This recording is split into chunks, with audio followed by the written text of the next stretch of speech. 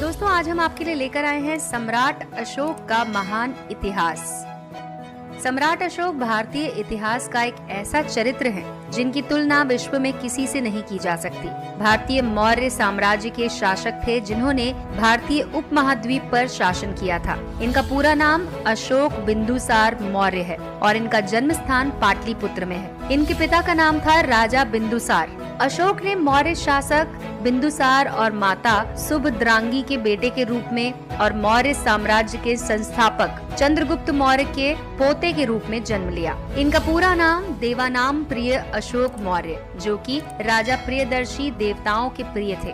उन्हें मौर्य साम्राज्य का तीसरा शासक माना जाता है। ऐसा कहा जाता है कि सम्राट अशोक को कुशल सम्राट बनाने में आचार्य चाणक्य का बहुत बड़ा योगदान रहा। अल्पायु में ही उनमें लड़ने के गुण दिखाई देने लगे थे, इसीलिए उन्हें शाही प्रशिक्षण दिया गया। वे एक उच्च श्रेणी के शिकारी भी कहलाते हैं। उन्होंने केवल लकड़ी की एक छड़ी से शेर का शिकार किया था। जिंदा दिल शिकारी और साहसी योद्धा। उनके इसी गुणों के कारण उन्हें उस समय मौर्य साम्राज्य के अवंती में हो रहे दंगों को रोकने के लिए भेजा गया। दोस्तों, मौर्य साम्राज्य सम्राट अशोक ने अफगानिस्तान के हिंदकुश में अपने साम्राज्य का विस्तार किया था। उनके साम्राज्य की राजधानी पाटलिपुत्र, जो कि मगध आज का बिहार है, और साथ ही उप राजधानी तक्षशिला और उज्जैन भी थी। अशोक ने अपने आप को कुशल प्रशासक सिद्ध करते हुए 3 साल के अंदर ही राज्य में शांति स्थापित की। उनके शासनकाल में देश ने विज्ञान और तकनीक के साथ साथ चिकित्सा में काफी तरक्की की। उन्होंने धर्म पर इतना जोर दिया कि प्रजा ईमानदारी और सच्चाई के रास्ते पर चलने लगी। चोरी और लूटपाट की घटनाएं बिल्कुल बंद हो गयी। अशोक घोर मानवतावादी थे। रात दिन जनता की भलाई के काम किया करते थे। उन्हें विशाल साम्राज्य के किसी भी हिस्से में होने वाली घटना की जानकारी रहती थी। धर्म के प्रति कितनी आस्था थी, इसका अनुमान इसी बात से लगाया जा सकता है कि वो बिना 1000 ब्राह्मणों को भोजन कराए स्वयं कुछ नहीं खाते थे। कलिंग युद्ध अशोक के जीवन का आखिरी युद्ध था, जिससे उनका जीवन ही बदल गया।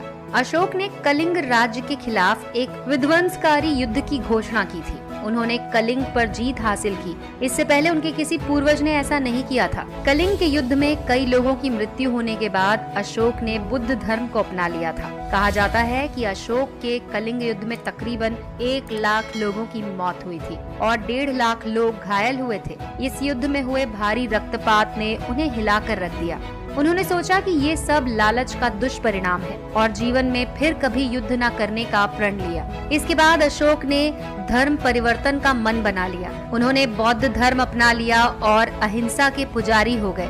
बाद में उन्होंने पूरे एशिया में बुद्ध धर्म के प्रचार के लिए स्तंभों और स्तूपों का निर्माण करवाया। अशोक के अनुसार बुद्ध धर्म सामाजिक और राजनैतिक एकता वाला धर्म था। बुद्ध का प्रचार करने के लिए उन्होंने अपने राज्य में जगह जगह पर भगवान बुद्ध की प्रतिमाएं स्थापित की और बुद्ध धर्म का विकास करते चले गए। बौद्ध धर्म को अशोक ने ही विश्व धर्म के रूप में मान्यता दिलाई। विदेशों में बौद्ध धर्म के प्रचार के लिए अशोक ने अपने पुत्र और पुत्री को भिक्षु भिक्षुणी के रूप में भारत से बाहर भेजा।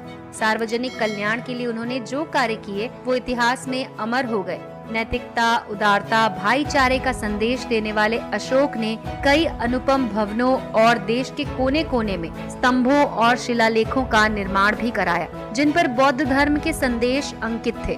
भारत का राष्ट्रीय चिन्ह अशोक चक्र और शेर की त्रिमूर्ति भी अशोक महान की ही देन है। ये कृतियां अशोक निर्मित स्तंभों और स्तूपों पर अंकित हैं। सम्राट अशोक का अशोक चक्र, जिसे धर्म चक्र भी कहा जाता है, आज वो हमें भारतीय गणराज्य के तिरंगे के बीच में दिखाई देता है। त्रिमूर्ति सारनाथ, जो कि वाराणसी में है, वहाँ के बौद्ध स्तूप के स्तंभों पर निर्मित शिला मूर्तियों की प्रतिकृति है। अशोक का अर्थ दर्द रहित या फिर चिंता मुक्त होता है। अपने आदेश पत्र में उन्हें देवनाम प्रिया और प्रियदर्शन कहा जाता है। कहा जाता है कि सम्राट अशोक का नाम अशोक के पेड़ से ही लिया गया था।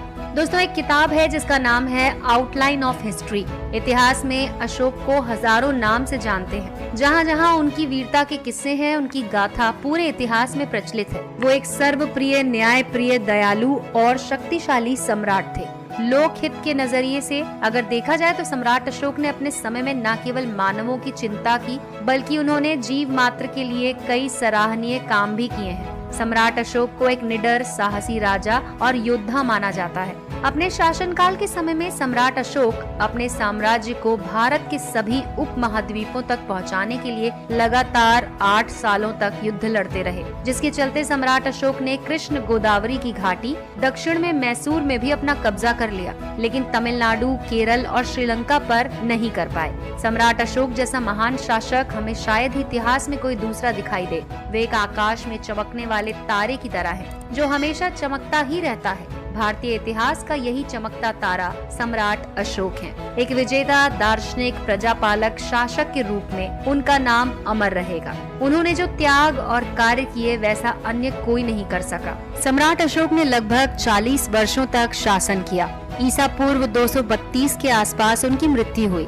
विश्व इतिहास में अशोक महान एक अतुलनीय चरित्र है। उस जैसा ऐतिहासिक पात्र अन्यत्र दुर्लभ है। भारतीय इतिहास के प्रकाशवान तारे के रूप में वो हमेशा जगमगाते रहेंगे।